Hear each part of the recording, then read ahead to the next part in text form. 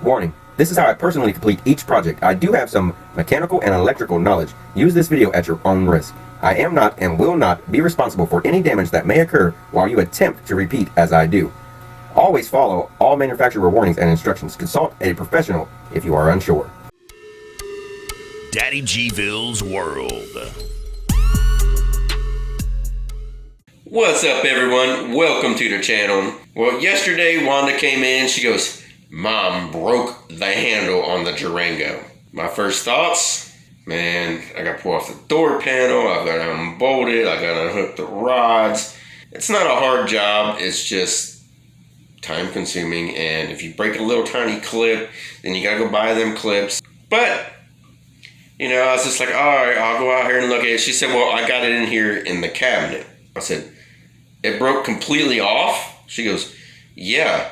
Well, she brought me this. This is just a trim piece to make, beautify the door handle. All it is a piece of plastic with chrome plating on it, you see as it's peeling off.